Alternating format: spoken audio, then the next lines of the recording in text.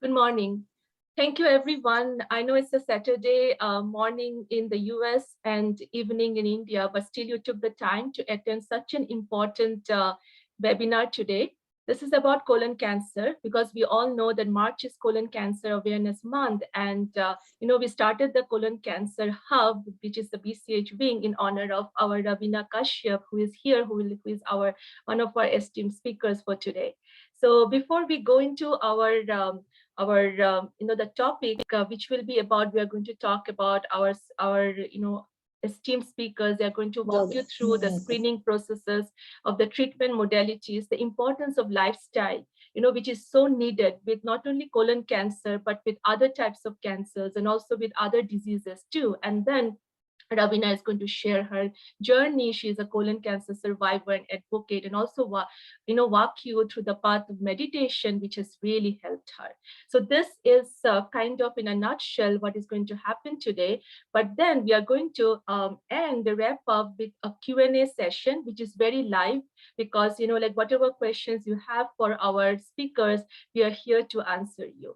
But before we go into go to our respective speakers, I would just like to a brief little bit about Breast Cancer Hub. I know many of you are our first viewers who have joined in because of the interest that you have for this session.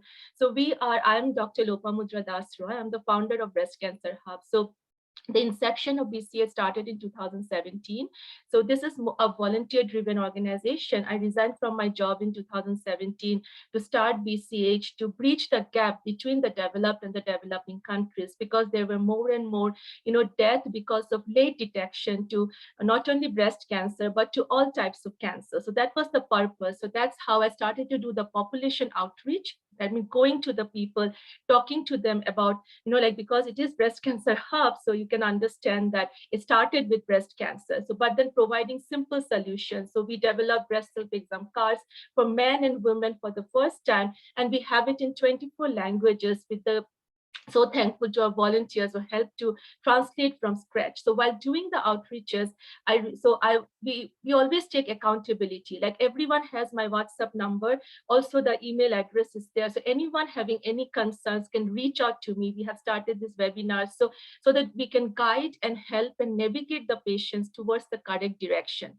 But then saying that, while doing the outreaches, I realized that women in India, especially, we did not have the concept of support group in many local, like, in the small towns. So that's where we started to create small support groups, but also we have a very strong WhatsApp group, which is a very private group. I always say that 5% of our work is actually published in social media, but rest everything we maintain the patient privacy. So we have a very strong connection in the group. We have oncologists, we have survivors, we have nurses. So we help each other. And the strength that the survivors give to our fighters, that no scientists, no doctors can give that. And that's the magic. And we function as a family. We are connected from different parts of the world.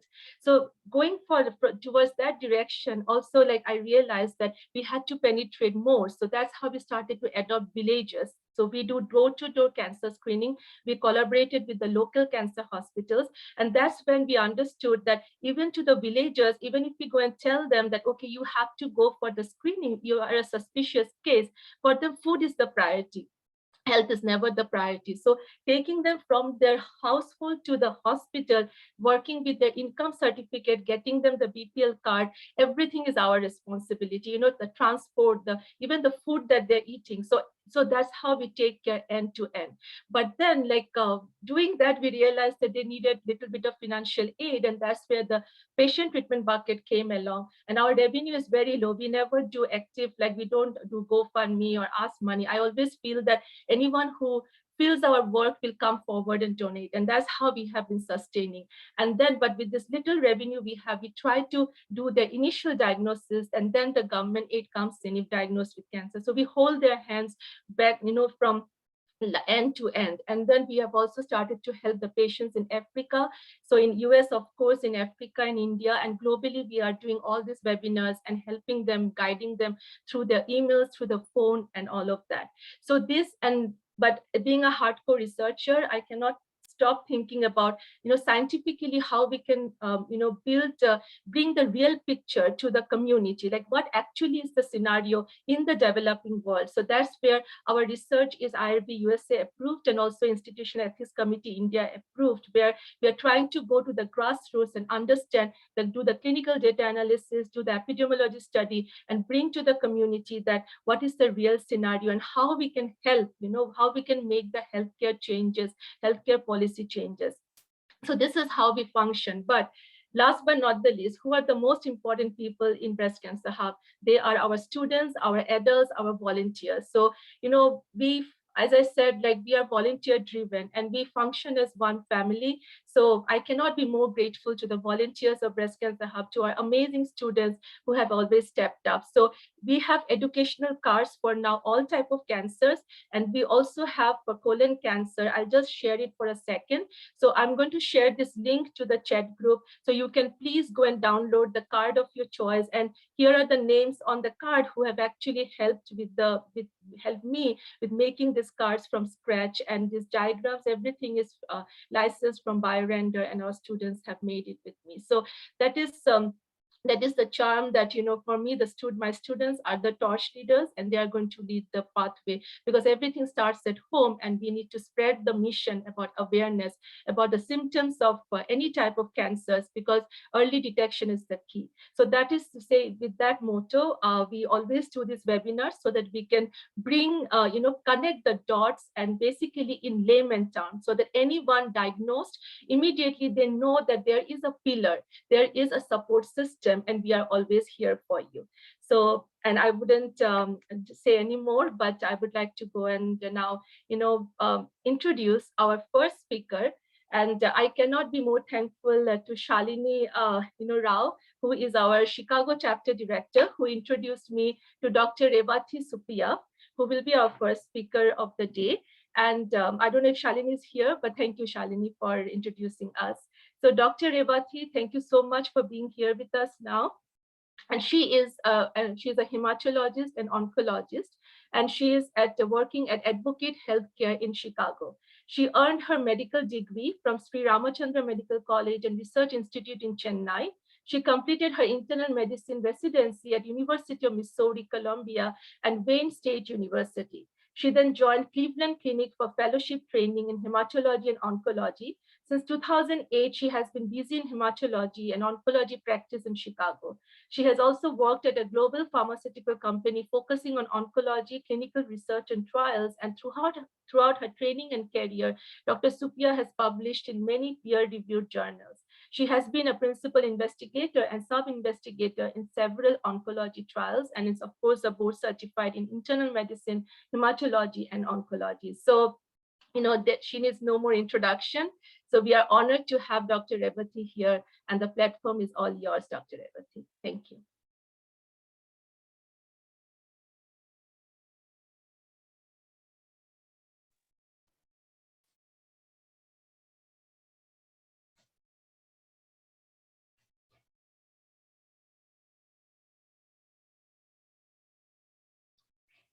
Thank you, Dr. Lopa, for that kind introduction. It's a pleasure and honor to be here as part of this amazing group.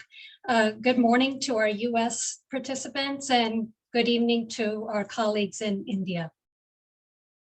So for the focus of this presentation, I was requested to focus on screening and treatment modalities for colon cancer. A couple of slides on the basic anatomy of the colon. So the colon starts here in the right lower part of the abdomen and pelvis, goes up and goes across the upper part of the abdomen and goes down, ending in the rectum, which is also part of the large bowel, and ultimately ending in the anal canal with the opening. Polyps are growths of tissue that occur from the inner lining of the colon and going into the colon. Two main types are hyperplastic and adenomatous, and they come in various sizes and shapes. Like here you see a flat sessile polyp, and here you can see one that's growing from a stalk. Not all polyps are cancerous, but some do have the propensity to turn into cancer. So the type of polyp guides the frequency of screening. What is screening? Screening tests check for cancer before a patient develops signs or symptoms. So the goal is to improve survival by preventing cancer or detecting cancer at an earlier stage so that it can be cured. Some cancers that have proven beneficial screening tests include the breast, colon, prostate, lung, and cervix. Worldwide statistics for colon cancer: it is the third most common cancer in the world and is the second leading cause of cancer deaths. The 5-year survival rates are, if it's localized, it's 91%. And if it has spread to distant sites, it becomes 14%. So it is crucial that screening is performed to detect the cancers at an earlier stage to improve the outcomes. So screening, 45 is the new 50. The American Cancer Society and the US Preventative Services Task Force decreased the screening age to 45 from 50 last year. And this is because of an alarming rise in colon cancer in younger patients. So the age recommendations are starting at age 45 to 75, and the frequency of the screening depends on the type of test that's done, as well as the risk factors. From ages 75 to 85, screening should continue, but it depends on the comorbidities.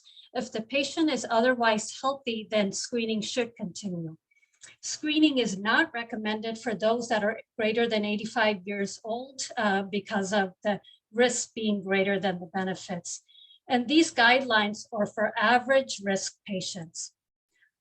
What denotes high-risk patients? So anyone is high risk if they've had a prior history of colorectal cancer, or if they have a history of certain types of polyps, or they have a family history of colorectal cancer. And these patients should start screening 10 years younger than when their first-degree relative was diagnosed. Other high-risk features are if the patient has a history of inflammatory bowel disease like ulcerative colitis or Crohn's disease, or hereditary conditions such as FAP or Lynch syndrome, and a personal history of getting radiation to the abdomen or pelvis, like in prostate cancer patients. The frequency and the starting age for these high-risk patients depends on the risk. For certain conditions like the hereditary FAP, it can start as young as age 10 or 12 with colonoscopies. Screening tests can be divided into stool test and visual test. Stool-based tests are the highly sensitive fecal immunochemical test, the guaiac-based fecal occult blood test, and the multi-targeted stool DNA test. All these tests are based on the stool. They're easier to perform, can be done at home. They don't require any preparation. However, they do need to be done more frequently. And if any of these turn out to be abnormal, they need to be followed up with a timely colonoscopy. The fecal immunochemical test, it looks for occult or hidden blood in the stool. So the theory behind this is that blood vessels and larger polyps or cancers are often fragile and easily damaged by the passage of stool. So the blood can be detected by these tests. This test is less likely to react to bleeding from upper parts of the digestive tract, such as the stomach, which can have bleeding ulcers. There's no drug or dietary restrictions with this test, and collecting the samples may be easier compared to other stool-based tests. And again, this needs to be done on a yearly basis. The guaiac-based fecal occult blood test also looks for occult or hidden blood in the stool through a chemical reaction based on guaiac. It detects blood not just from the colon, but also from other parts of the digestive tract. So if there's a bleeding ulcer in the stomach, this test is going to be positive. So it's not very sensitive for just the colon. It does require 3 separate bowel movements, and certain foods like red meats and medications like aspirin, ibuprofen, Motrin have to be avoided for a few days prior to doing this test. And this also needs to be performed every year for screening. The stool DNA, the multi-targeted test, looks not only at occult or hidden blood, but also looks at abnormal parts of DNA in the stool.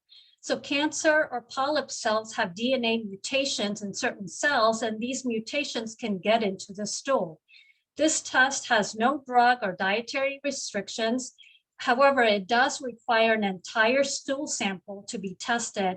And the Cologuard test is the only FDA-approved test in the US for detecting this. And since this is more sensitive for colon cancer, it can be done every 3 years as opposed to the other stool tests, which are yearly. Now coming to the virtual or structural test. These look inside the colon for abnormal areas.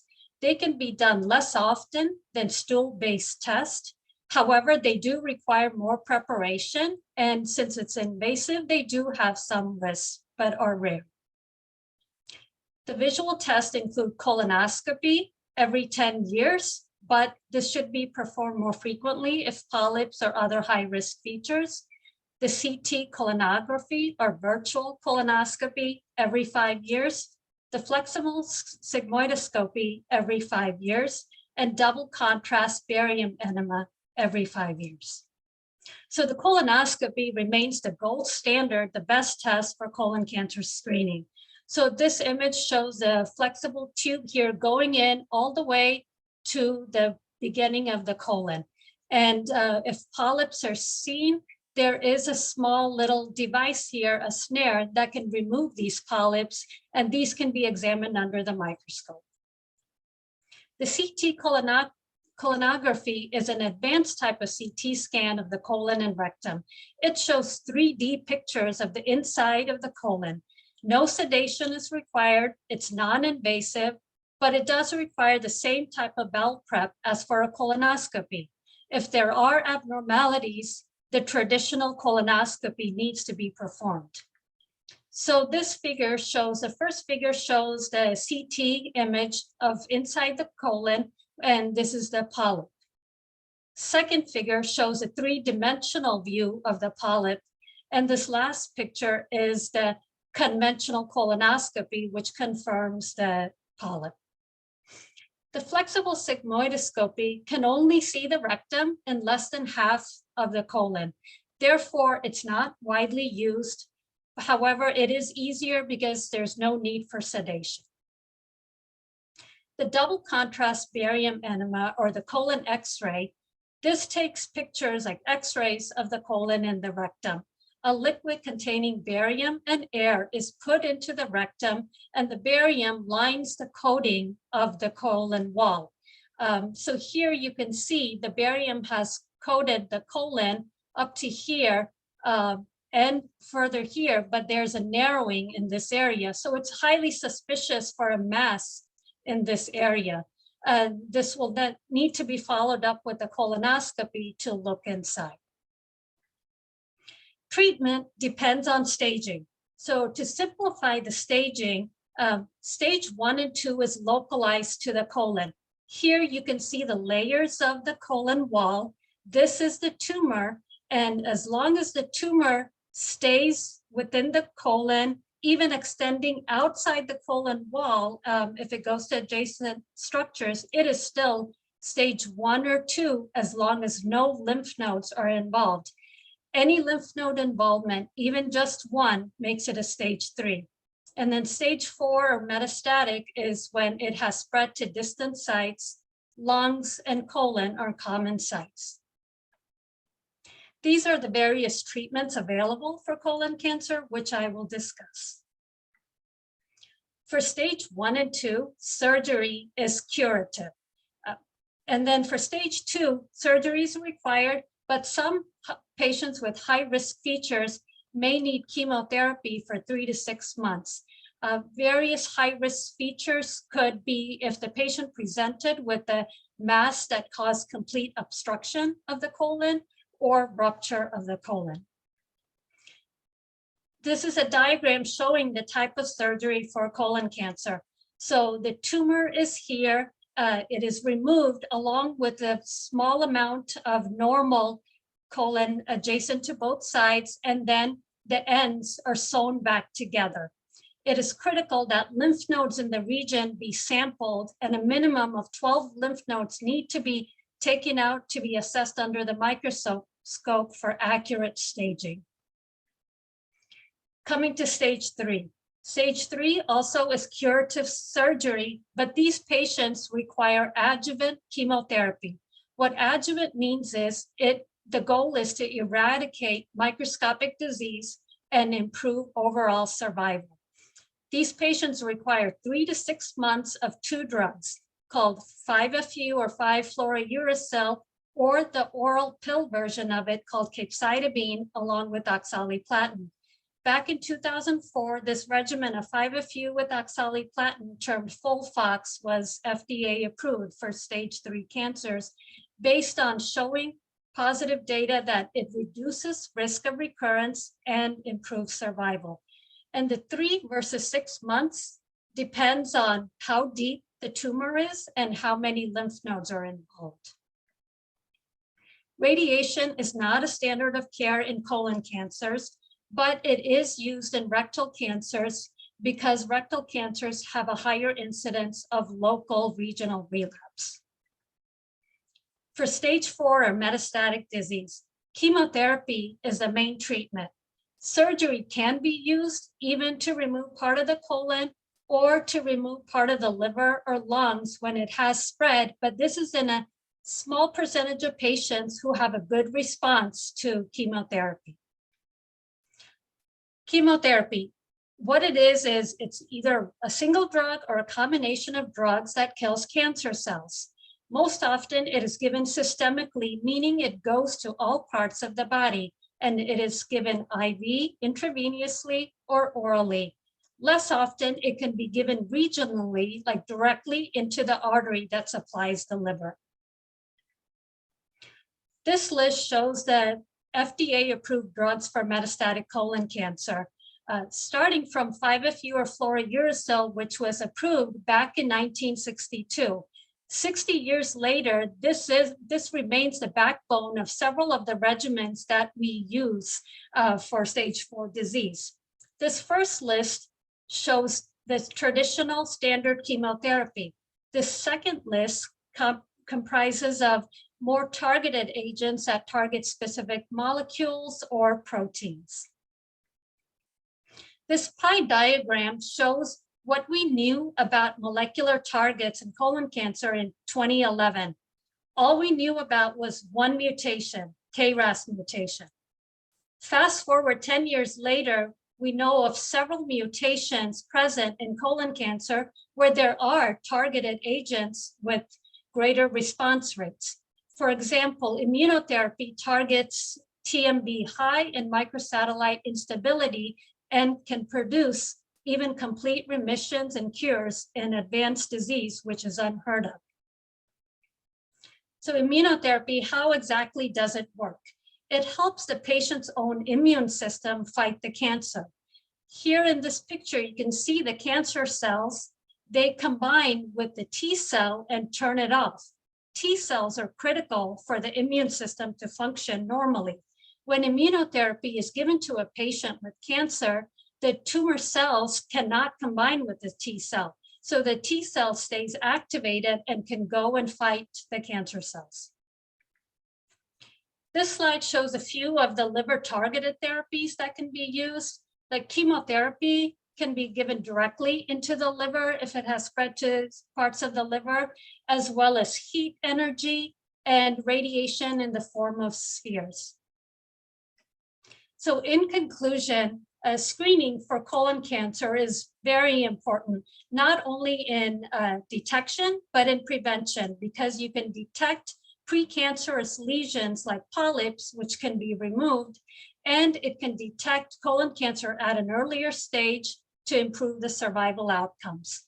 There have been novel treatments within the past 10 to 15 years for advanced colon cancer with greater response rates, and there are ongoing clinical trials with multiple new treatments on the horizon. Thank you.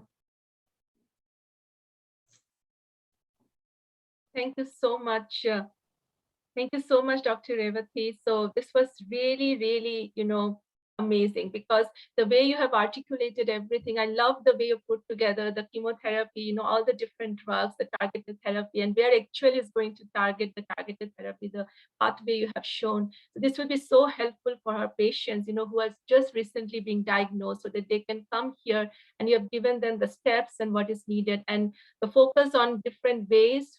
Our community can go for the early detection screening, because screening is so necessary and so important. And wonderful, wonderful presentation. It will go a long way to help so many people in our community, cannot even explain. So we are having questions coming in. So just to let you know, we are going to have a Q&A session. So right after our speakers complete their presentation, so that, it will be a wonderful thing to have an open discussion. So please wait for that, and please and keep posting your questions in our chat forum for our speakers. So so we have the pleasure now to introduce our next speaker, Dr. Shantala Gopalakrishnan. And I know that those who live in Charlotte, Dr. Shantala needs no introduction, so everyone knows her. So she's amazing, and from professional wise and a personal standpoint, she wears many hats. Versatile, talented woman. I can. That's what I can say. Very empowering. So Dr. Shantala Gopalakrishnan, she is an internal medicine hospitalist for 17 years, and she has been with Atrium now, Atrium Health. She was the past president of Charlotte Physicians Association. Her area of interest is she wants to really, really work being on the proactive health, the initiative side, work on the preventative aspect of health, as she wants to do proactive treatment plan to be the backbone of modern medicine. So also, she is very passionate, of course, about eating right, about the preventative medicine, about living right. And so prevention is cure is her favorite philosophy. She loves to work on a wide range of charitable causes in our community over the years, like Heart to Heart, the Foundation, of course, Breast Cancer Hub, Kiran, then Mighty Nepal, Tree House. And she's also on the executive board of some of the causes. And her hobbies are dancing, emceeing, and singing. So now you know that why I said she is she's a super talented woman. So over to you, Dr. Shantala, and we can't wait to hear from you. Thank you for being here today. Thank you, Dr. Lopa, and it's an honor and privilege to be part of this presentation today. I'm going to work on sharing my screen and make sure everything goes all right.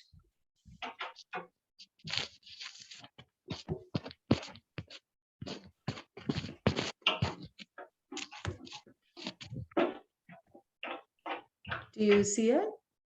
Yes, we can see Dr. Shantala.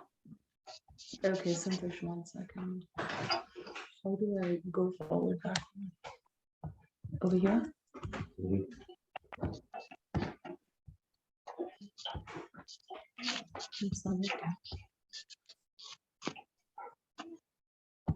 Down arrow, down arrow.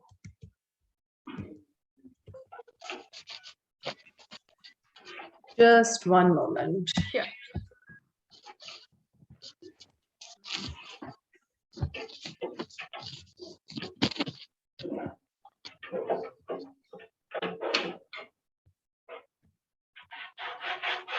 What did you do?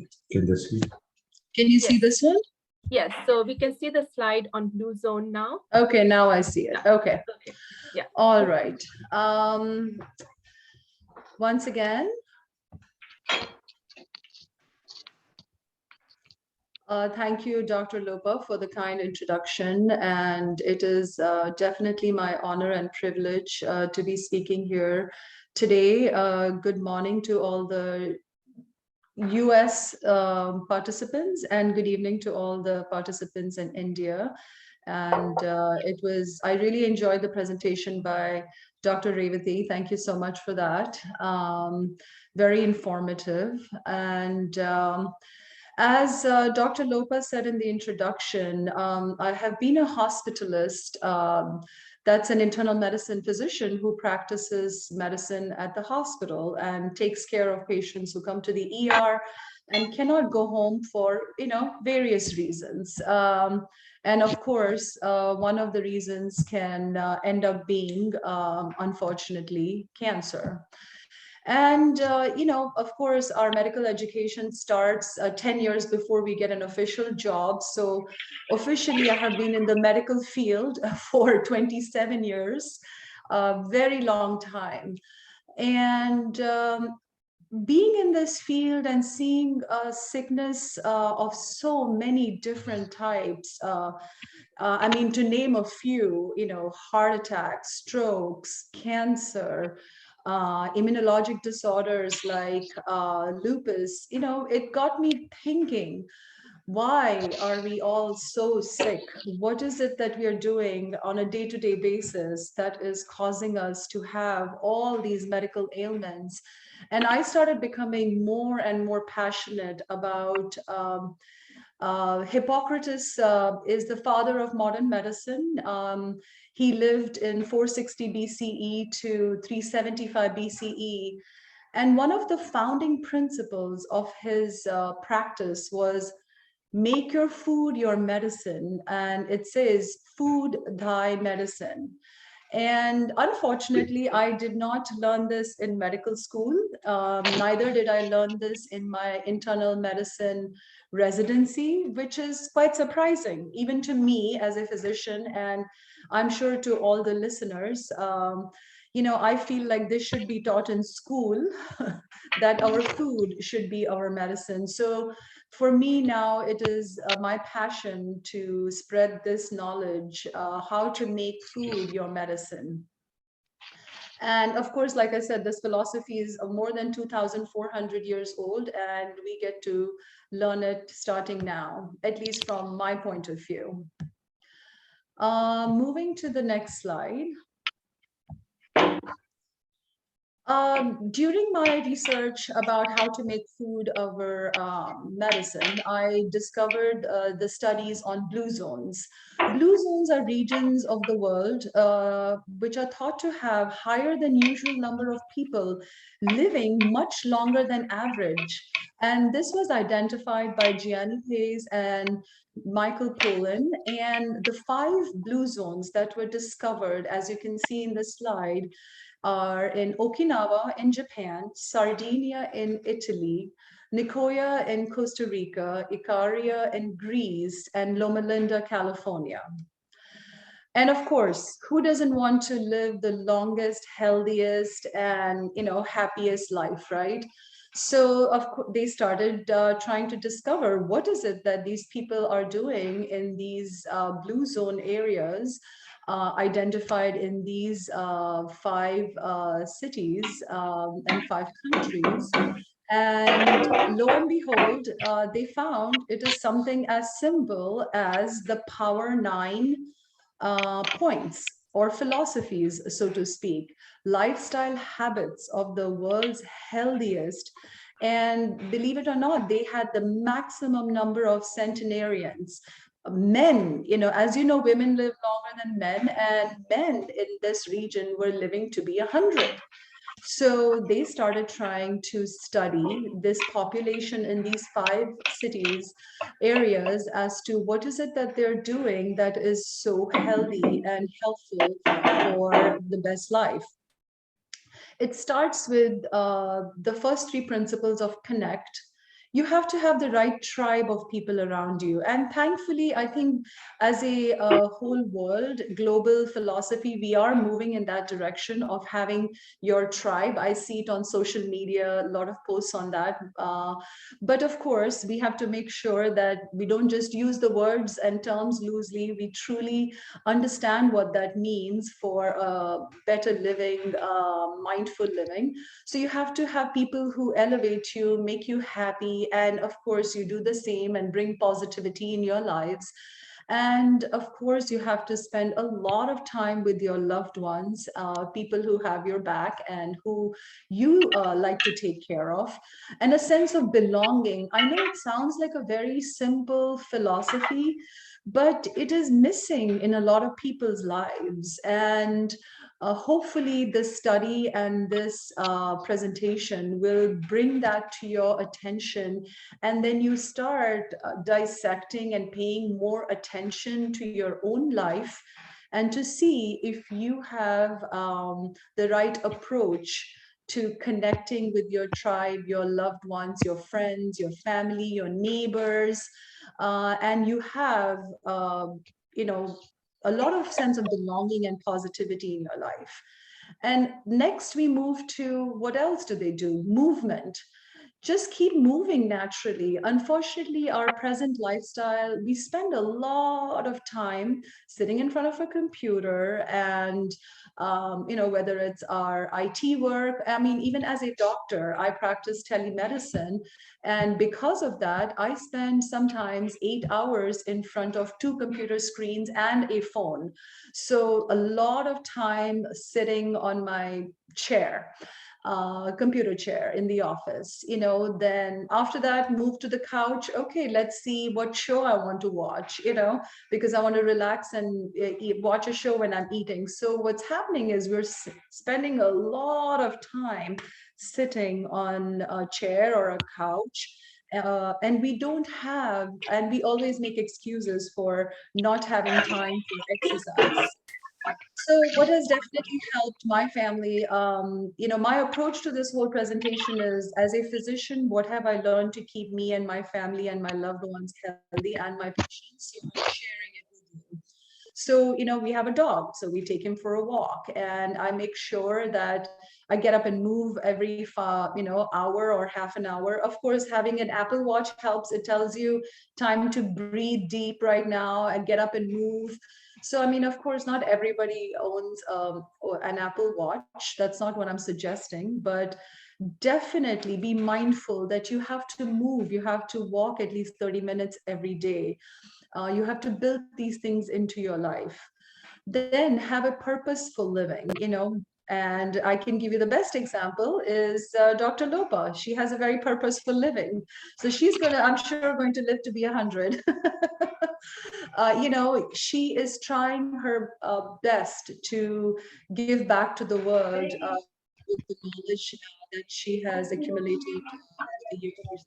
So that is one excellent example of purpose.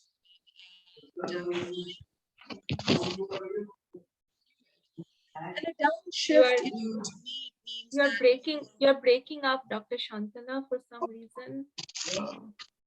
Can you hear me now? Yeah. And also, if everyone can please kindly mute yourself, that would be wonderful. Thank you so much to our audience. Yeah. A downshift, simply means be more mindful, do some meditation, some yoga, you can see from the posture. And then moving to eat well is you have to use the plant-based diet, at least on a 80% rule. And of course, if you can be 100%, fantastic. But the good news is you're allowed to have some wine. So these are the Power 9 lifestyle habits of the world's healthiest people who live to be 100. So, this was the simple guideline they used that they found was very helpful. The Blue Zone centenarians, they eat very little meat, as you can see at the very top, 2 ounces or less, about 5 times per month. They reduce their dairy intake, which is cheese and milk and eggs. I know this is a lot to, absorb in one session, but of course, I'm sharing what worked for them. We all can adopt it to different degrees, but I can promise you, I have tried it and I have seen a marked difference, and I don't feel any need to go back to eating a lot of meat or dairy. Then, of course, they slash their sugar intake. They only consume 7 teaspoons of added sugar daily. They have only eggs 3 times a week. They definitely cut down on their fish intake also, as you can see, 3 times per week only. And when you feel like eating a snack, just 1 to 2 handfuls of nuts, mixed nuts, that is supposed to be a lifesaver. So that, definitely keep that handy so that when you have those hunger pangs, you can eat them. And drinks, they mostly are drinking, 7 glasses of water, doctor recommended also. And when they drink coffee or tea or wine, it's all in moderation. And when you talk about wine, of course, we can talk about other things like other alcohols. You have to only do that in moderation, and red wine is supposed to be best for you. And, of course, you have to use your judgment, but moving on to the beans, some people who are vegetarian only, they can have more than half cup or cup, but you need at least that much. So you have to have a variety, rainbow colored diet, not just meat and potato. A lot of meat, potato, and pasta. So we have to find a way to incorporate, all colors and types of food. Thankfully, in India, I can say maybe we have better control over that. At least when I was in India, I knew I was eating a more balanced diet provided by my mother. But now, of course, now that I'm in charge, I have to figure out how to be more mindful.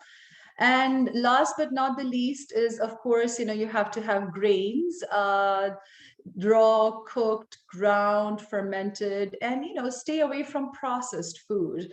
And try to be more than 95 to 100%, if possible, plant-based. I know it seems like you have to completely eliminate meat from your diet and dairy from your diet, but all I can say is it does help. And don't believe what I'm saying or the Blue Zone study is saying. Practice it for yourself, and see if it helps you. I can tell you I'm practicing it, and I definitely see the benefits. And moving on to the other questions that arise. Oh, if we go plant-based mostly, how are we going to get our omega-3 and 6? Well, good news is you can get it from hemp seeds, pumpkin seeds, sunflower seeds, walnuts, soya spread, to name a few. Moving on to how do you get vegan protein? As you can see, I don't have to name all of them, but a few of them. There is peanut butter, flaxseed, barley, chickpeas, kidney beans, lentils, chia seeds, peas, edamame, almonds. As you can see, there are many choices. Most people who are very scared to go vegetarian or vegan because they think, oh, where do I get my protein from? I think that is the number one question that pops up.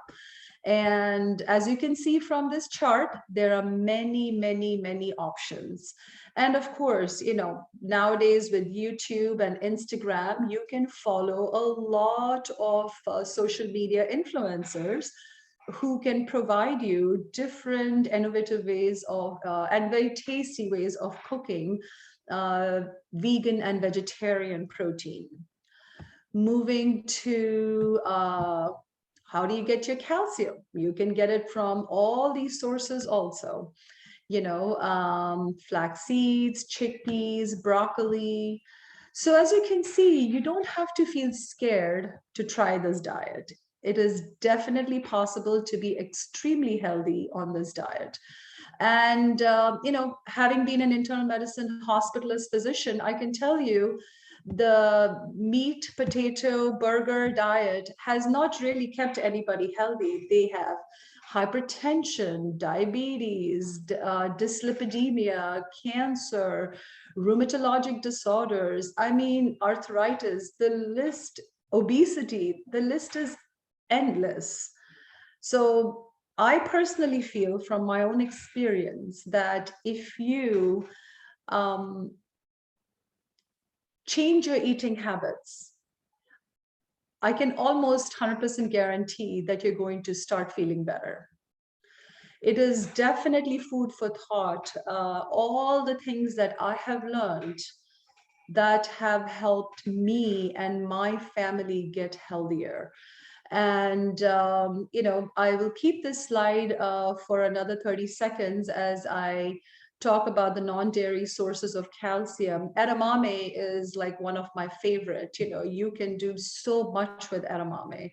And, not everybody loves broccoli, but, there's many different ways of cooking broccoli, and it has so many medicinal properties that you will be surprised. Moving on to the next slide. So, as I was talking a few seconds ago, what are the benefits I have seen as a doctor and as a human being by going on plant-based diet? And I would say I'm predominantly 90% or 95% plant-based at this point. I have seen, we all have these abdominal fat as we get older. We just cannot get rid of, right? We exercise, we do all kinds of, yoga and running and walking, and we just can't seem to get rid of it. But I noticed that once I went plant-based, I was able to get rid of that fat. And I cannot tell you how happy that made me. And cholesterol level, it dropped by almost 30%. Cholesterol level, in my husband was high, and it dropped by 50 points. And this was just by going plant-based. Cardiovascular, and of course, some of this data is from online, from the nutrition websites. Cardiovascular mortality has been shown to drop by 24%. And stroke mortality has been shown, if you are diligent about the lifestyle modifications and the diet modifications, by 44%. It has reduced the risk of colorectal cancer by 22 to 43%, and reduces the incidence of Alzheimer's by almost 33%. And I myself have noticed that my energy level has gone up. My memory and concentration has gone up. And I believe I had a low-grade inflammatory response in my body from eating meat and dairy. And within 2 weeks of a plant-based diet, I noticed that literally 95% of any aches and pains that I had were gone, including some right knee pain. So needless to say, I am sold on this plant-based diet, and I wanted to share the benefits of, plant-based diet and all these new information out there about the benefits of plant-based diet. Of course, there are some cons that have been identified, but these cons exist with even the current diet that we are on, with meat and with dairy. So it is not anything that cannot be, avoided. You can easily take vitamin D supplementation for reducing your chances of vitamin D deficiency and osteoporosis. You get B12. Even most patients are actually very scared, or I should say people are very scared they'll get B12 deficiency, because there's a widespread belief that you get B12 only from meat, and which is partially true, but you can also get B12 sublingual pills over the counter that are very effective. And you do get B12 from vegetarian sources too. And like I said, iron deficiency, zinc deficiency, these are things I have seen with patients who are also on the typical diet, I should say American diet or Indian diet for that matter. So it is nothing new that is only seen in patients who are on plant-based diet. So, going back to the whole conversation that we are having today about healthy living recommendations, definitely, like to summarize, like Dr. Revathi said, you have to start your colorectal cancer screening at age 45 is the new 50, as she said. Definitely, in a nutshell, I would say avoid red meat and processed meat like deli meat. My children used to eat deli meat a lot. And of course, I tried to buy the healthiest one of them. But after studying about nutrition, I have realized that I would rather avoid it. And because the heme antigen, which comes from the blood of the animal is called the heme antigen, is what causes all these potential mutations. And regular exercise, 30 minutes a day is all it takes. A walk, a simple walk with your dog or with your child or with your husband or yourself is all it takes to keep you healthy. And weight management, try to stay as close to your ideal body weight for your height as possible and for your age. And we all know that, smoking is bad for us, and not drinking alcohol in moderation is bad for us.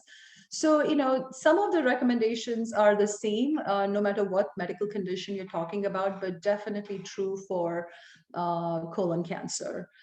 So, I hope you've enjoyed this presentation about how I'm keeping myself and my family and my patients healthier. And I look forward to your questions. And thank you, Dr. Lopa, for this opportunity again. Thank you, Dr. Shantala, and wonderful presentation. Because many times patients, the question they have is, what shall we eat? Even before diagnosis, also like the community, and also like post diagnosis, and like during the recovery period. So I think this works great, and I can share your presentation. I can share the YouTube link so that they can go over it, and it will be super helpful from now onwards, because you have really captured the importance of diet, and which is so critical. And thank you. And you have brought the freshness, not like buying capsules from the market. And that is so important for everyone to know the freshness of the fruits, the vegetables, and what it carries with it. So we have questions probably with dairy and other things too. So we will we will have our next speaker present and give us the meditation walk, and then we will take the questions. And we are getting great questions from our audience, and everyone is loving it. So thank you so much, Dr. Shantala. And if you could kindly, stop sharing your screen, that would be great. Thank you. Thank you so much. So our next speaker is Ravina Kashyap. And as I said, Ravina is, she's the heart of Colon Cancer Hub. So she's the inspiration behind that. And that's who Ravina is. And I should be thankful to Amrita Borua for introducing me to Ravina. And we never stopped being together with BCH and BCH being Colon Cancer Hub. And Ravina, of course, is a stage 4 colon cancer survivor. She's an advocate. She is a mindfulness and Reiki practitioner. She is also now, she's also working in the financial industry.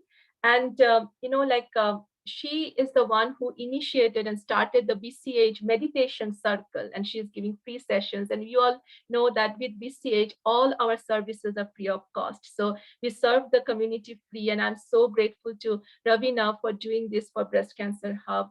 And of course, she is an integral part of our BCH support group, which is our private WhatsApp group. And whenever we have colon cancer patients, she's always there jumping to talk to them, because the survivorship, that translation to the patient family at that point of crisis is so critical. And Ravina never stops doing that, so that's so wonderful. And Ravina, we are so thankful to you, and we look forward to your invaluable expertise and insights today. And thank you so much to our esteemed audience who joined in. And thank you, Indu. I see you there, who is also an inspiration for everyone, and always advocating for health and everything towards the good cause. So yes, so thank you so much, everyone, for your patience, for joining in and listening to our great speakers. And Ravina will take you to a different aspect, because right now what Dr. Shantala has mentioned, so we are going to connect this Dr. Shantala's talk to Ravina's survivorship and how meditation has helped her along with the lifestyle. Over to you, Ravina. Thank you so much. Thank you. Thank you so much, Lopa, for your kind introduction. Dr. Lopa, as we all know, is just an inspiration to many, especially to me. Also, thank you so much, Dr. Revathi and Dr. Shantala, for your invaluable insights. I actually agree with each and every and relate to each and every of the points that both of you brought up, because I've kind of lived through most of it. So thank you so much.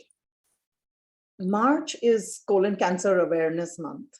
So I really, really appreciate everyone out here today for taking, some of their valuable time and spending it with us and giving me this opportunity to talk about my life and about my journey with stage 4 colon cancer.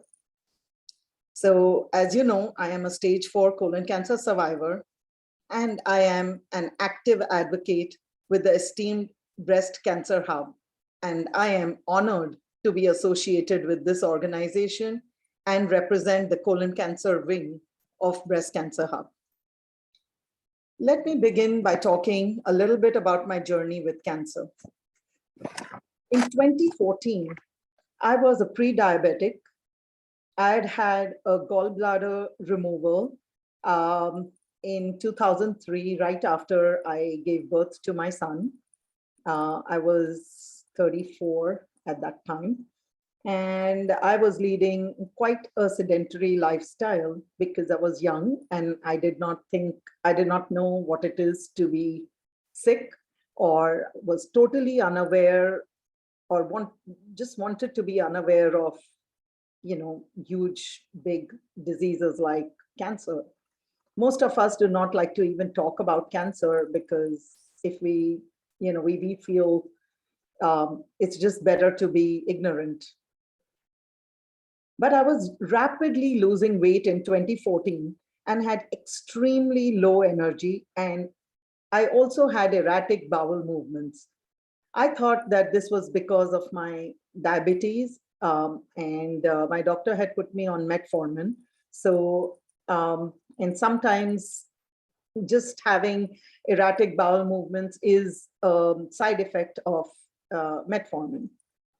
And in fact, I had to use the restroom every time I ate, and it started affecting my active, sometimes active lifestyle.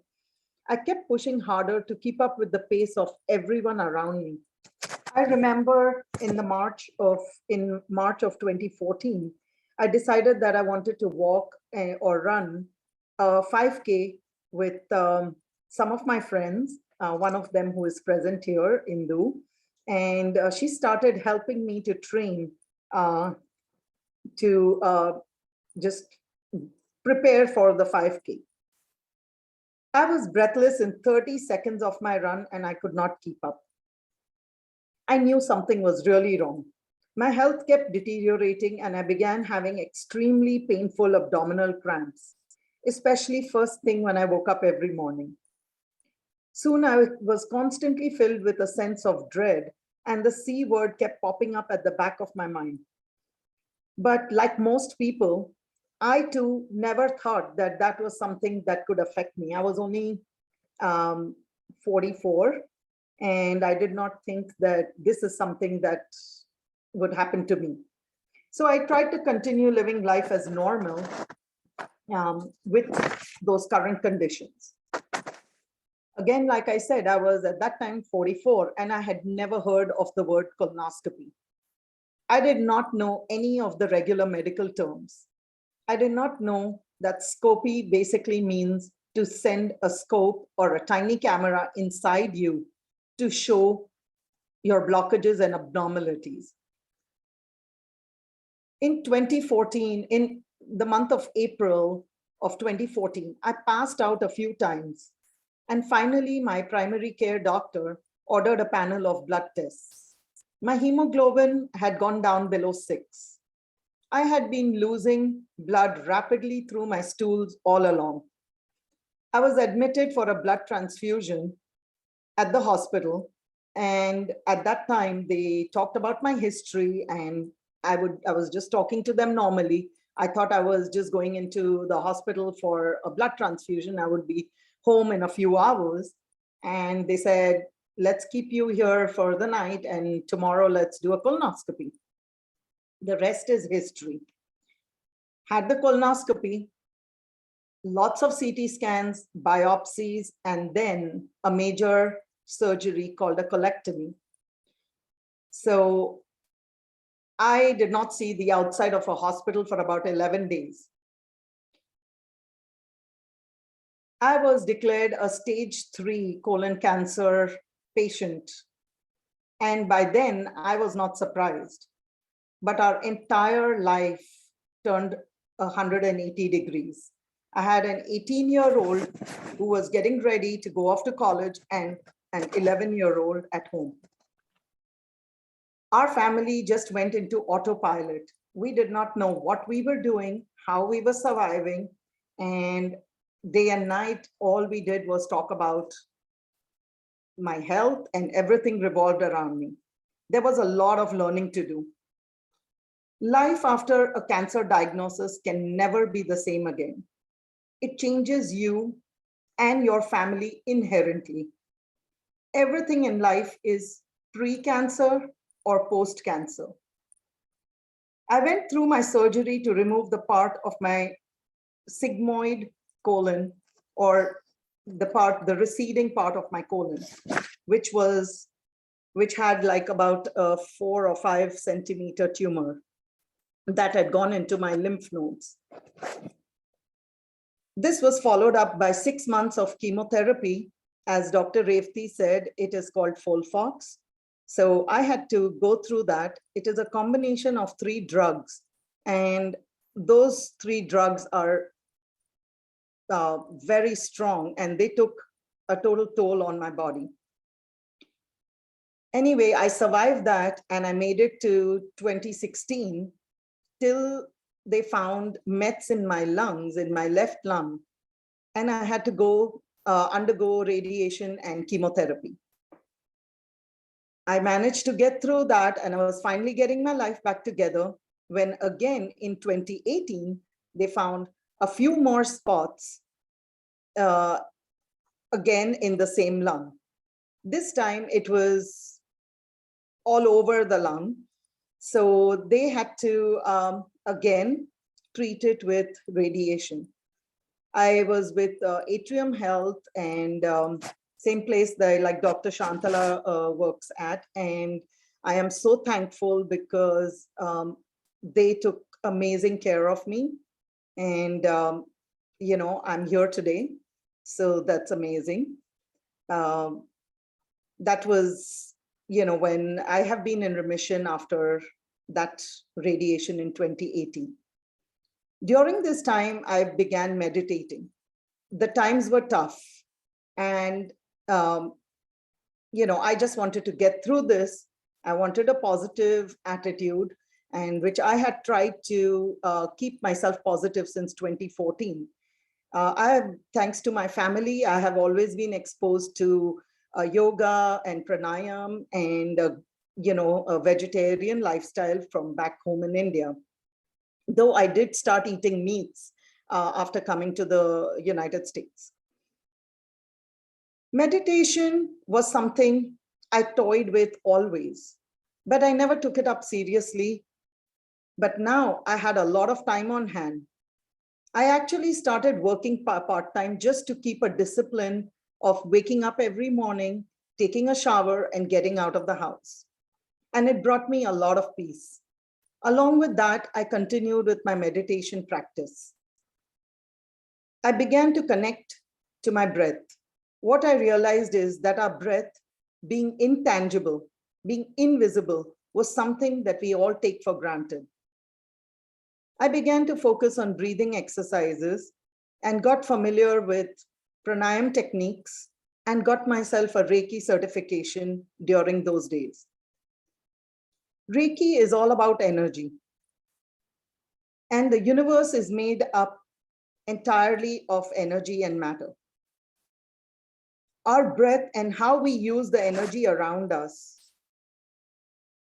we can turn this negative energy into a positive energy with our breathing and our meditation techniques. We can choose to stay away from energy that doesn't serve us. Breathing and meditation can heal us. It helps you to focus on your energies and to find the power to heal yourself from within. Meditation is an amazing supplement to traditional cancer treatment. And it is an integral part of my life. And I truly believe it has helped me in healing myself. In many countries like Australia, where they have socialized healthcare, meditation is included as an integrative part to supplement traditional treatments like chemotherapy and radiation, and also during recovery from invasive surgeries. I got most of my treatment at Atrium, and they too had some useful resources for meditation and mindfulness. I had gone to Mayo Clinic for a second opinion at some point when I was declared as a stage 4 survivor. And they had so many choices and loads of literature regarding mindfulness activities. My practice led me to meeting Dr. Lopa, thanks to our common friend Amrita, and also led me to offering my meditation services or whatever little knowledge that I have for free as usual, and for all our breast cancer hub members and their families. This is the group, this is besides the group that I have for our local friends. Thank you, Lopa, for sharing this on your screen. I also have a private Facebook group. It is just a group to be as a small family and to share and inspire each other. It is called Staying True by Ravina, and you all are welcome to join it if you are interested. I also have some of my recorded meditations on that group. Please do join it if at all interested. And as you know, all the services are absolutely free.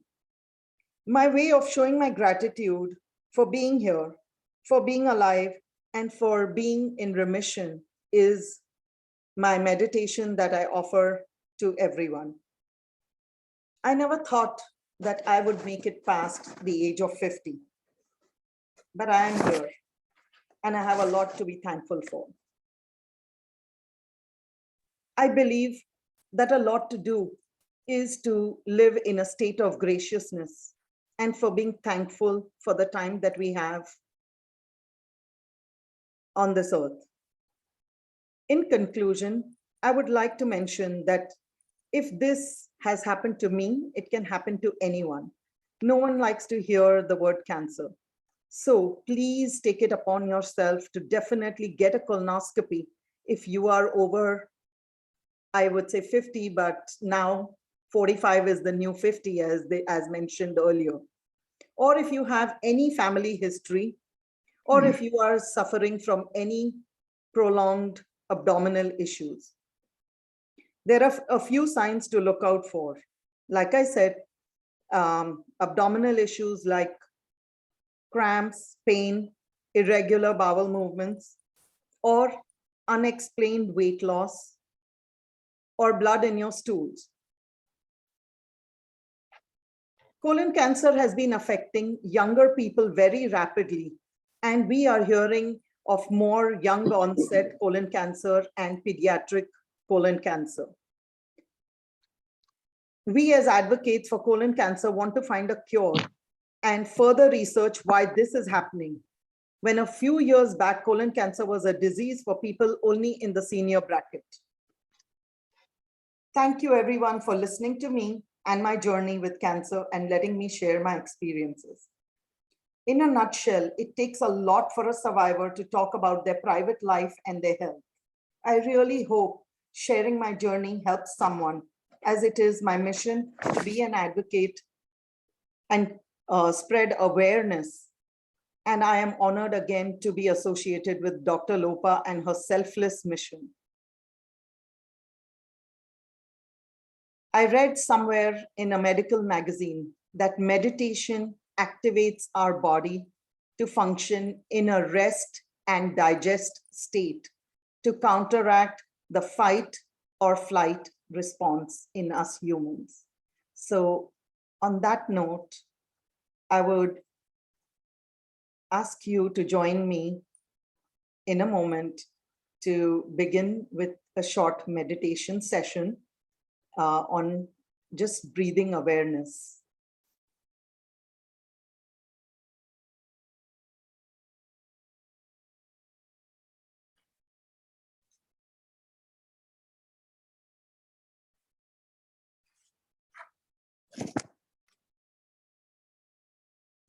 Let us begin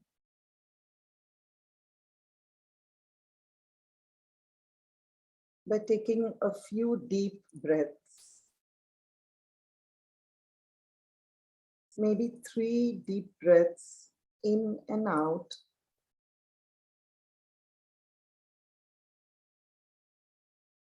Breathing in and out.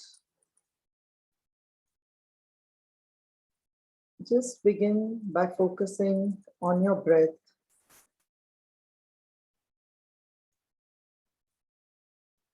That enters through the tip of your nose, through your nostrils.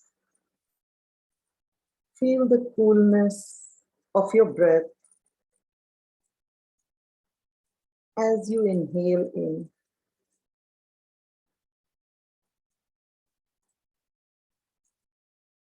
At this point, nothing else matters.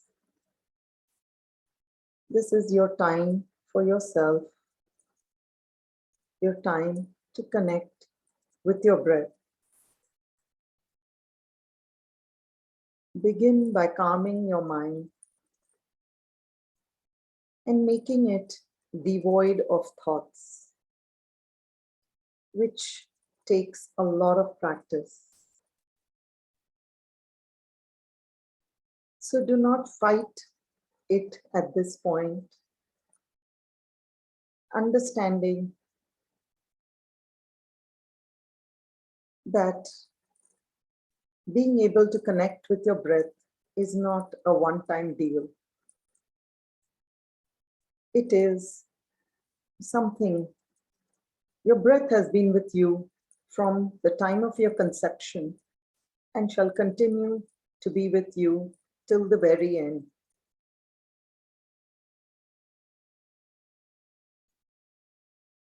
So, a journey this long cannot be accomplished in a few minutes. Learn to be kind to yourself, and without fighting it, slowly try to move your thoughts away. Being able to catch your thoughts when they enter your mind is called mindfulness.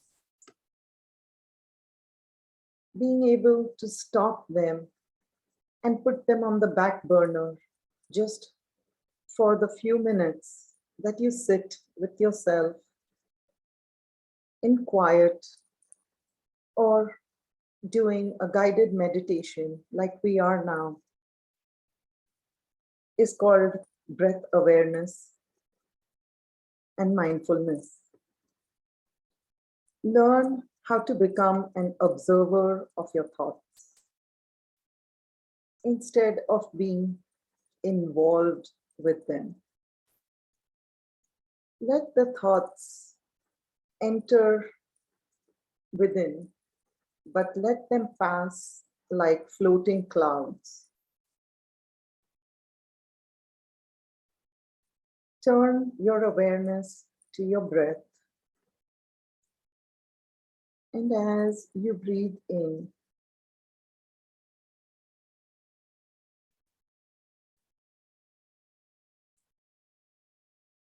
take in and inhale this air from your surroundings, which is scientifically the oxygen that you breathe in. Taking it all in, inhaling through your nose, directing your breath upwards to the crown of your head, holding it for a moment, and then exhaling it out, and then holding your breath just for another moment. Let us work on the technique of box breathing. Box breathing is when we inhale in to the count of 4, hold our breath at the top of our head to the count of 4, exhaling to the count of 4, and then holding before the next inhale to the count of 4. Let us do this thrice. Breathe in, 2, 3, 4. Hold, 2, 3, 4. Breathe out, 2, 3, 4. And hold, 2, 3, 4. Let us do this twice, 2 more times, and please do it at your own count that works for you. Doing this in times when you are in a rush or just in a situation that is challenging, taking about a few moments to do this, even thrice, helps to calm you down.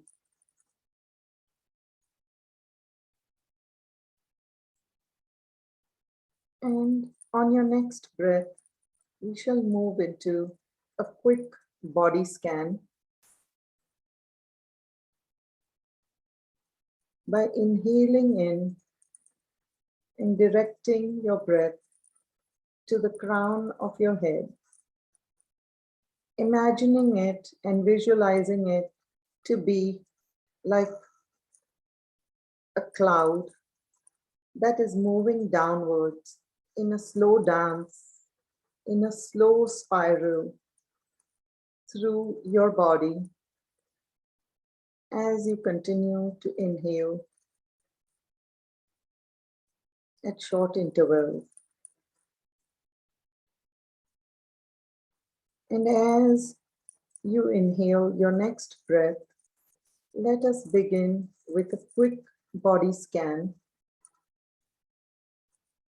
letting this breath move downwards past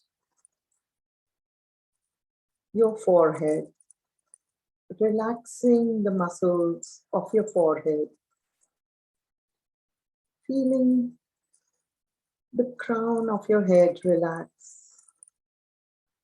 feeling Buddha-like, no frown lines, no holding any thoughts of frowning as you continue to move downwards past your eyes, letting your eyelids sit lightly over your eyes, moving past your facial features, relaxing your cheekbone,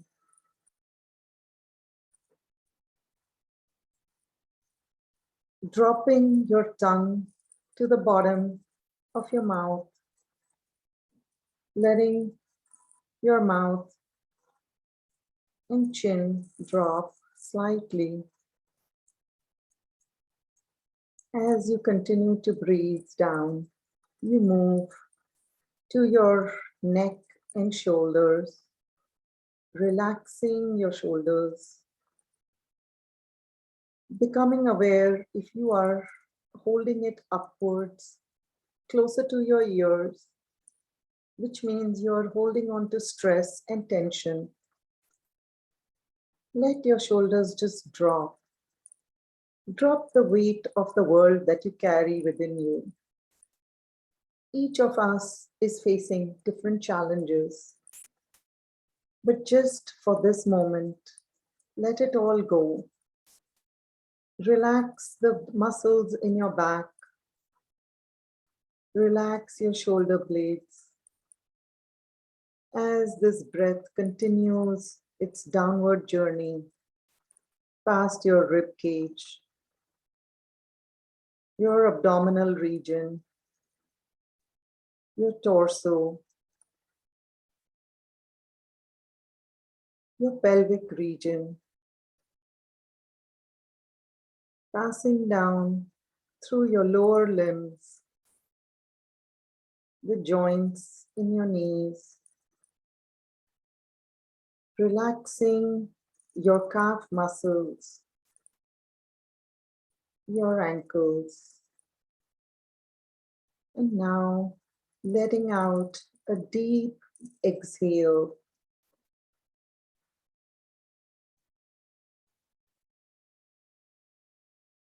You are now done with your body scan.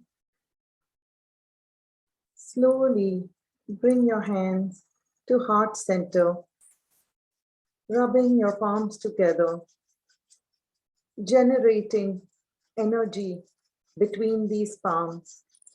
The heat that you create by rubbing your palms together and placing them over your eyes. And ending this meditation by bringing your hands again to heart center, opening up your chest region and putting out gratitude into the universe. Being thankful for being able to connect to your breath, for being healthy, for being able to attend this session, and thankful for so many more things. Even something as small as being able to enjoy your morning cup of tea. Thank you very much, each of you.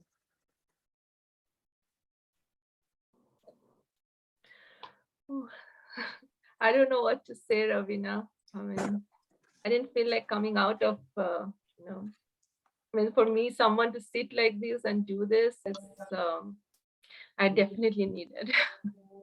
Thank you. And I'm sure everyone might be feeling the same way. And about you, I mean, in the chat room itself, I mean, we all know you are such a huge inspiration. You have not only fought, it's not easy to fight stage 4 colon cancer, and then how you motivated yourself to a different angle, and teaching meditation, showing others the pathway, like to be in the right pathway. Yeah.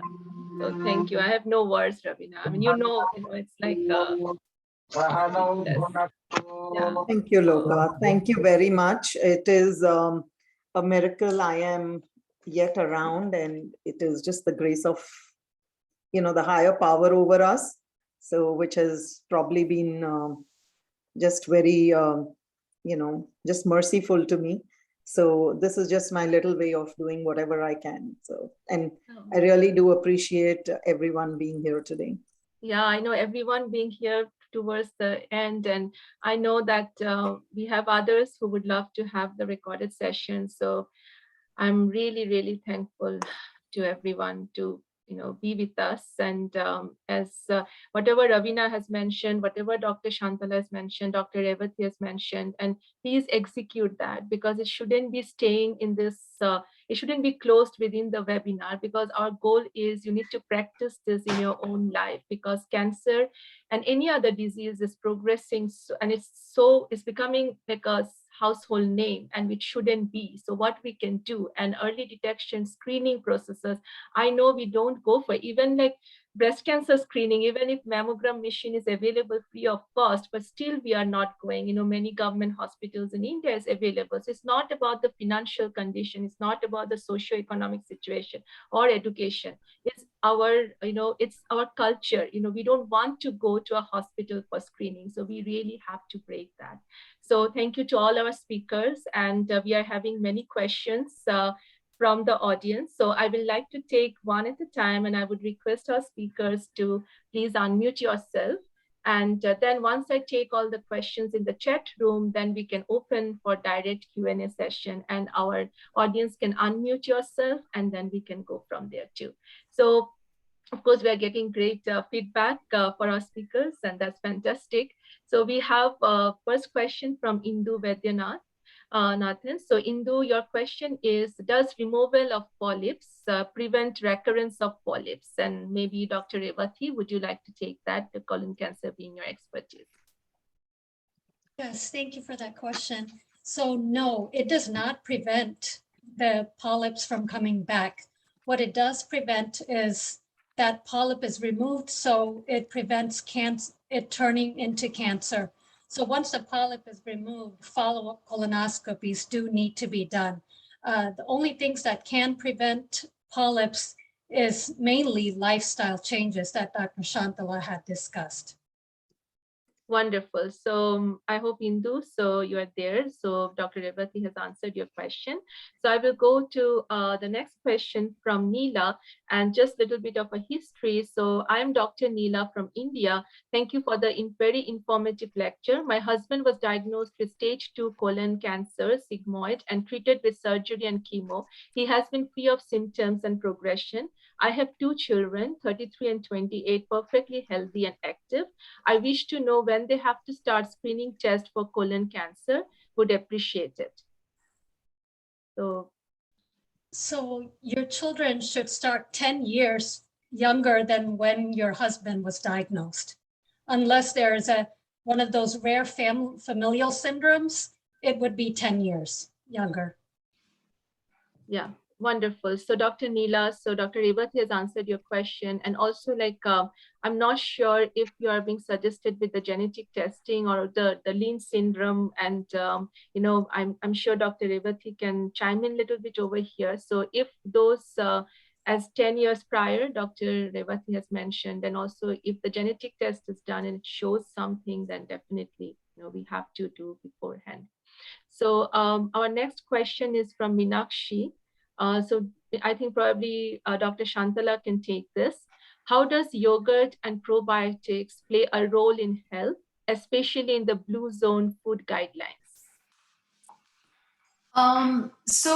Yogurt has become very popular because, we all know that, I know it's surprising to a lot of people to know that we have more bacterial DNA in our body than human DNA.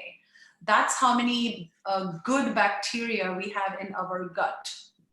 So it's called the microbiome. And now that's where this thought of, take probiotics comes from. Now, probiotic comes from more than one source. Of course, everybody knows about yogurt, but that's not the only source. We get probiotics from, I'll talk primarily Indian food, since I think this is a lot of Indians here.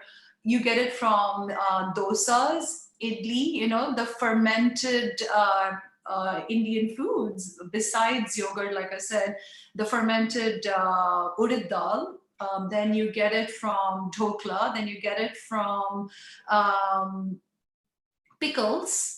So you can pickle any vegetable and you get the fermented product, which is a probiotic. So it doesn't mean that you have to totally avoid yogurt because not everybody can do that. For some people, that's their staple diet. But if you want to go vegan, of course, you have to avoid yogurt. So I would say if you want to go vegan, there are other sources of probiotic easily available. But if you cannot go vegan, then you can eat yogurt, but just like the guideline says, you shouldn't overdo anything, all in moderation. So you just follow it maybe once a day or maybe once every other day, and find other sources. What happens is we get boxed in and we just keep doing the same thing over and over again because it's convenient. Even for me, it's very convenient to just go buy yogurt and give it to my kids. Now I have to cook every day 3 times. So wonderfully said, Dr. Shantala. Even I didn't know few of the things that you mentioned would go with the probiotic, to help our body with that. So thank you so much. And I think the others in the chat room, I can see that pouring in with a lot of appreciation for our speakers. And thank you, Dr. Deva. I didn't realize you joined in, so thanks for joining in. And Dr. Deva is an integral part of our support group too. And it's wonderful to see everyone here. And thank you for all your wonderful comments and for our speakers and for us. So we have another question from Indu. Do probiotics vary between probiotic available here in the US and in India? I think it's a great question. Yes, I mean, depending upon the type of capsules you buy, yes, you will see, some will say lactobacillus, some will say another name. So there are some variations, but they inherently help you the same way. You have to, you get vegan probiotic capsules also. So thankfully, we live in 2022. There is lots of resources. And Amazon being one of them. But what I would say is, it is best to get things naturally in your diet. So the biggest message today is you have to eat and cook a lot of home cooked meals, healthy oils, like avocado oil and olive oil and, cold pressed oil. And then to stick to the probiotic conversation, for Indians, we can get it from our Indian food, dosa, idli, dhokla, pickles, etc. So, but the microbiome also changes if you're living in India or you're living in United States. So you have to base your diet based on whatever is local to get your sources of nutrition, including probiotics. So you have to spend a lot of time and energy, honestly, thinking how to get healthy on a day-to-day basis. This is not something that can be accomplished overnight. I have worked on this for almost a year, and I think finally I'm getting it right, because I had to literally clean up my pantries, my refrigerator, my freezer, and start all over again. And I had to teach myself a lot of cooking through YouTube and Instagram influencers, because it's a learning curve for all of us. And like I said, this is not something that's taught in med school or in internal medicine residency or anywhere. It's not even taught in nutrition schools. You have to teach yourself these things. And this is my humble approach to getting healthier. And I am super excited. Like I said, this is the only way that I will live from here on. Thank you, Dr. Shantala. And always, as you said, and even we believe in our mission statement, like prevention is always better right? Than cure. So, and I saw one more question from Indu about carbs and sugar. On the topic of inflammation, I can tell you most my aches and pains that I see my patients have is all coming from inflammatory food habits. And I thought it was just a fad to talk about inflammation all the time. I ignored it for the longest time. I was like, oh, this is just, the media glamorizing inflammation. But I'm a believer truly not from learning from all these sources, but actually practicing it. So I do believe in practice what you preach. So I am vegan, and that is what I have noticed, that all the aches and pains I had were related to inflammation. I even got tested for lupus to see, do I have it? That's how many body aches and joint pains I had. And then I thought it was allergies, but truly it is coming from animal protein and dairy. And the minute I eliminated it, I can tell you 95%, if not 100%, all gone. So I'm a living proof of that this diet works. And this is why I'm preaching it and so passionate about it. So I do believe, and I don't do simple sugars at all. So there's no sugar in my house, nothing that's white. And, so it's definitely a way to live and think and practice, but practice for yourself and let me know what you thought.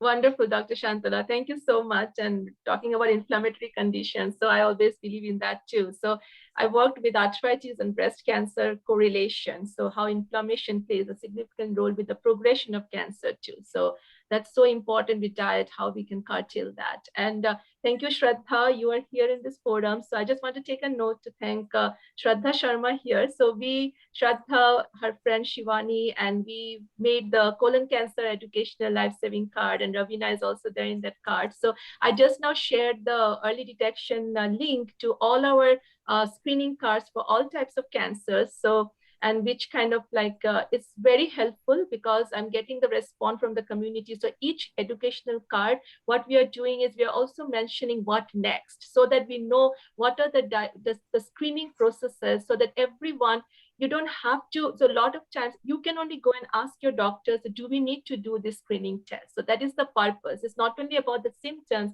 but about what next. And also, of course, we are always there to help and guide. So yeah, thank you so much, Shraddha, for your sweet note. And thanks for being here today with us. And I would like to, I don't see any more questions on the chat room. So we will just open it up because it's already 11, I mean, 1.5 hours, a little bit more than that, with due respect to our speakers' times and our audience time. If you have any questions, please unmute yourself, because I don't see you in the chat room. We just give 1 or 2 more minutes, and then we will wrap our webinar today with a thank you note. So any questions, please unmute yourself, and you can ask directly to our speakers.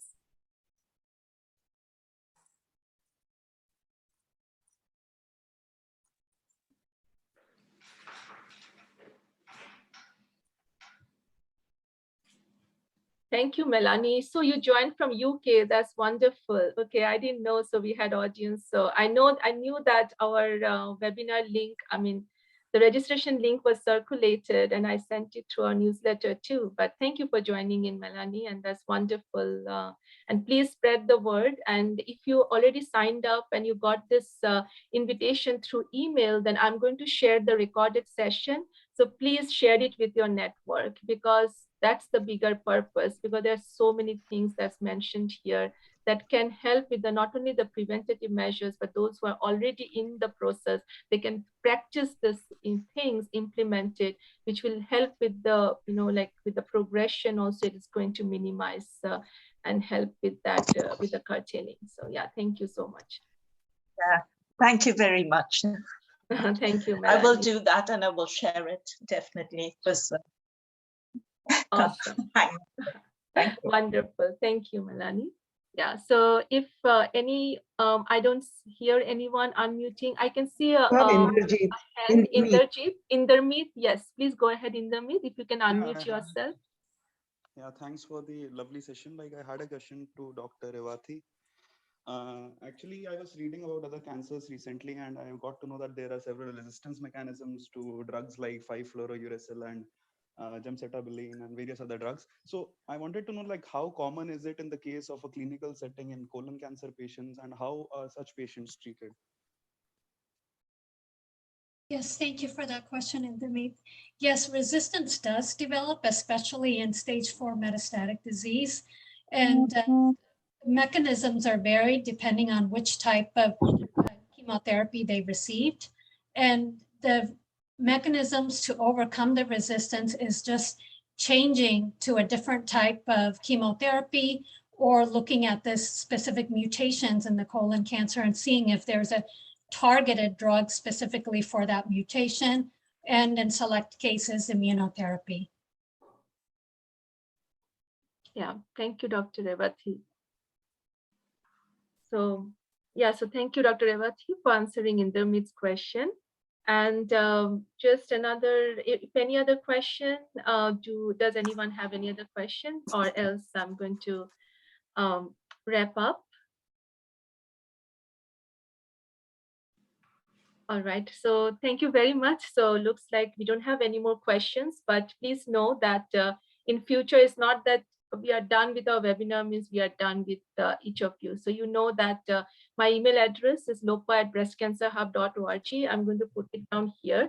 Anytime you need any help, any guidance from me or our panel, please reach out to me. And my WhatsApp number, I think you all are aware about it, but if you need, I'm open to that also, 847-770-5668. So I'm always there to help and connect and guide. And yes, so saying that, I couldn't be more grateful to our amazing speakers, and who has done such a great, I mean, I can't tell you, such articulated presentations, and from every perspective, and starting from Dr. Revathi's, the screening process and how you explain the treatment protocol, and giving all the combinations up there, because which is so essential for our patients to know that it's not just and not just one thing. And there are many other ways we can, and every cancer treatment, every patient's treatment needs to be personalized. It cannot be like, set protocol. So everyone, based on the different circumstances, so we have to personalize and understand each case individually.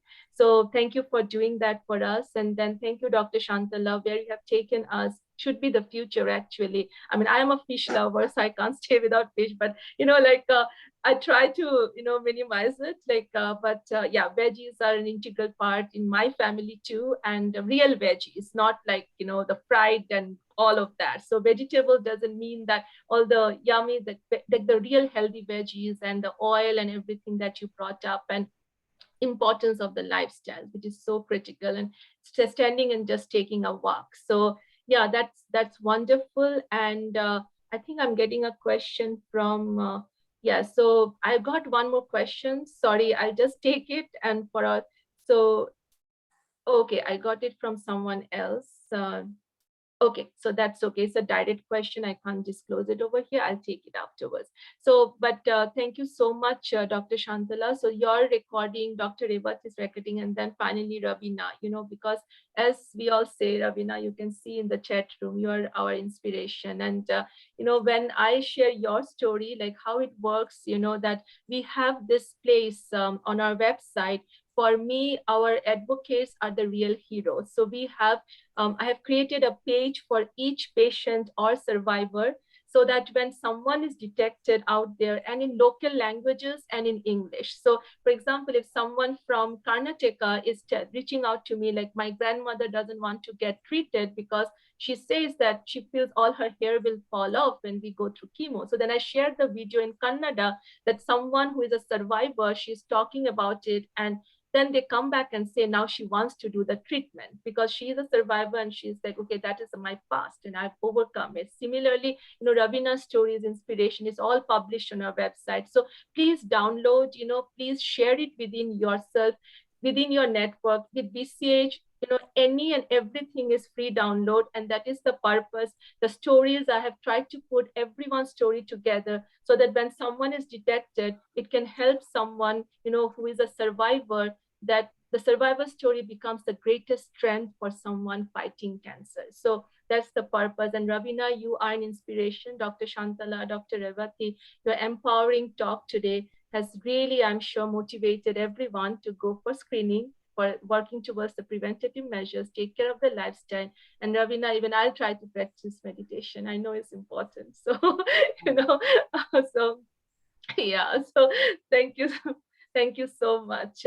So saying that, on that note, and Ravina, great session of meditation, loved it. And you are really inspiring. I've always told you that. Shantala, I need to connect with you on diet for sure, because 100%. I have, I'm kind of like slipping, 100%. So, I would love to. Like I said, I am so passionate about it that my kids are like, okay, we got it. I need to meet someone who's passionate about it and then follow up on that, But I just wanted to say one thing since, well, I raised my hand, but I just wanted to say one thing that, you were saying, Lopa, one of the reasons why I want to advocate, and I just want, when we talk about putting it all out there, I just want people to know that it is a very, very difficult thing to put yourself out there. I think, Shantala, Indu, a lot of my friends, I have my beautiful friends, my childhood friends also today on this seminar, Anita, Shazi, and my friend from UK, Melanie, she was a wonderful surprise.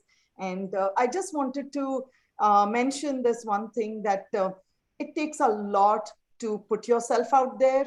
And I have tried to talk to people who are my family members and ask them to be advocates for Breast Cancer Hub. And most people do not want to talk about it, and they do not want to, I don't know, they're maybe embarrassed, or they feel that this is taboo. But I really, really, that is one of the reasons that I go the opposite direction, and I try to constantly like pound on with this, because we want to spread awareness and we want to advocate these reasons. So that's just one of the things I feel is like, please come up and speak and make a difference, whatever small difference. If you can help one person, that itself is a big deal. To me, that's important.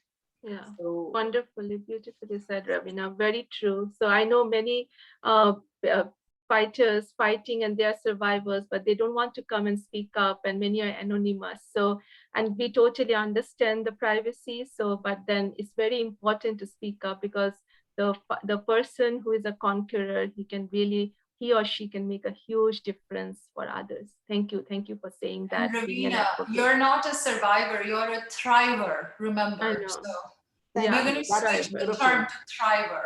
yes, absolutely, absolutely. So I think Indu raised your hand. Indu, would you like to unmute and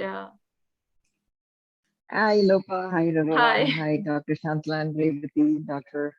It's just so beautiful to see such passionate people talking about health and lifestyle, and especially addressing colon cancer. I just wanted to, oh my God, somebody tries to call me right while I'm doing this talk. Anyway, where I'm going with this is I think the session was extremely informative. Shantala, kudos to you for changing the lifestyle. I think food as medicine has always been my go-to as well for many years. Some of the questions I posed to you also kind of brings about the reason for energy, carbohydrates, sugars driving energy, but you don't really need any of that, quite frankly. You can get it through other sources of protein and vegetables. So yes, kudos to you for changing your lifestyle and making that a part of the family. One thing I do want to bring up is meditation has totally changed my mindset in so many ways. Ravina, thank you for making it a part of me. Even though I used to meditate off and on, I have almost started recognizing that it is a part of waking up and brushing your teeth. Every time you take care of your dental hygiene, or your overall hygiene, I think hygiene for your mind is so important. And that, I think, That's a doing it great with way to put it. meditation is so important, right? So thank you for giving that opportunity and, making me a part of your sessions. And you'll be proud to know that I pretty much try to do that every single day, even if it is for 5 or 10 minutes. I just cannot be without it, just like I cannot be without walking or eating healthy. So thanks for that. Dr. Lopa, I have to commend you for an incredible journey you have done for so many people out there through your hub. Sharing information from the grassroots, going out there and making a huge difference in people's life. And um, I would be amiss to not give you that total kudos. So glad to have you all as my friends. And Dr. Revathi, it's interesting because your information, I think, in so many ways, truly, helps people in recognizing the importance of recognizing what your body is actually doing, paying attention to things and signaling that comes from your body from within, and not to kind of disregard some of those signals, and to pay attention to those signals is so important as well. And I have another friend of mine who's also a hematologist in Chennai, and her name is Dr. Revathi herself. So it's interesting that I have two hematologists here with the same first name. So thank you all. It's been a great Saturday morning. And once the YouTube is available, it would be great if we can share this. I would love to share it with my active basic community, put it there um, on the Instagram, wherever I Wonderful. can, to kind of spread the awareness of this. Yeah. Wonderful. And that would be so great, Indu. So thank you so much for doing that. And always, I am always in awe of you. So you know that. So I think it's, thank you for all your kind words. But And Lopa, I wanted to say one little thing, because I think I can say this, we are all mostly Indians here, but this is not just, of course, for Indians, because the message of yoga and meditation and vegetarian diet is the very foundation of our Vedas and everything that our Hindu culture has taught us. But with westernization and colonization in India, we went away from everything, and now we're coming back a full circle. So I believe that ancient Indians are amazing Indians, and modern Indians, we became monkey Indians. We started monkeying everything around. But this is one of my other passions, to bring this message of how ancient Indians really had the formula right. Mostly vegetarian living, yoga, and meditation. And that's it. I mean, it summarizes everything that you need for healthy living. It's unbelievable. So once again, Dr. Lopa, thank you for this opportunity, and Dr. Revathi and Ravina, awesome. And thank you everybody for your time. Thank you. Thank you so much. And Melanie has also mentioned, Dr. Shantala, that you have mentioned about the alternative sources of proteins, calcium, and your inspirational commitment to the nutritional choices, which is very hard part, right? So you have given it all to our audience. It is so extremely difficult, but it is mind over matter. The older I'm getting, I'm becoming this fusion of my parents. My father said, eat green leafy vegetables. My mother said, eat fruits. And now I'm both, and it is unbelievable. It is very hard. Like I said, it took me 1 year to clean up my life, because the pantry is full, the refrigerator is full, the freezer is full, the shelves are full. It's a nightmare. You realize, and now if you have to basically, when you go to the grocery store, just hug the walls, just go to the, don't buy anything from the center aisles in any of the American grocery stores. Our Indian diet is very welcoming to vegan, diet. There is so many choices, it's unbelievable. So I think it is completely doable. It's mind over matter. And you have to eat for your good health, not for taste, truly speaking. And then you can learn towards taste. It's all doable, but you have to teach yourself that my health is more important than taste initially, till you learn how to cook, better, faster, vegetarian stuff. So that's my humble opinion and attempt. It's a journey. Thank you. Thank you. Thank you, Dr. Shantala. And Shraddha, okay, did you want to say something, or I see? Okay, I think that's not a raised hand. So thank you so much. Thank you, Uma ma'am, for always being there in all our sessions, and wonderful. And I would like to wrap up now. So thank you, everyone. And I'm going to share the recorded. Lopa, sorry, I think Bhumika had raised her hand. Oh, Bhumika, are you there? I can't see. So you can just unmute and talk. So Bhumika, are you there? I just saw the Indian flag raising, so we thought, okay. Oh, that was Indu, actually. So okay, okay. Then it's sorry, because she's also there. Okay, I'm glad Bhumika was there today. Yeah, yes, Bhumika's mother got this. Yeah, I mean, we can't discuss the patient scenario, Uma ma'am, so because of the privacy, but I'm glad Bhumika was there. Yeah. All right. Okay, then. Yeah. Thank you so much, Uma ma'am, for always being there. And I can see that please walk through the chat room. There are a lot of information coming in from our audience also about diet. So that's wonderful. And about jackfruit and other things. So, but wrapping it up, but not for now, forever, is that, you're going to get the recorded session. So it's always I always welcome everyone to please spread it out, because you can play a role in helping someone. You have no idea how the YouTube links circulate, and through your own humble way, you can save someone's life. And that's the purpose. And that's why our tagline is Together We Save Lives. So thank you so much. And thank you for being here today. And yes, see you, in the next webinar, which should be coming up soon. Bye. Thank you, Dr. Shantala, Dr. Revathi. Thank you, everyone. Bye, Ravina. Bye. Bye. Bye. Bye. Thank you for the educational. Oh, thank you. Thank you, Rama. Yeah. We appreciate it. It's a very educational thing, and also we enjoyed all the doctors' advice. Wonderful. Great job. You guys did a great job. Thank you so much. Wonderful to know that. Thank you. Okay, thank you. Thank you. We appreciate it. Good to Thank see you so all. much. Thank you. Bye. Thank you. Bye.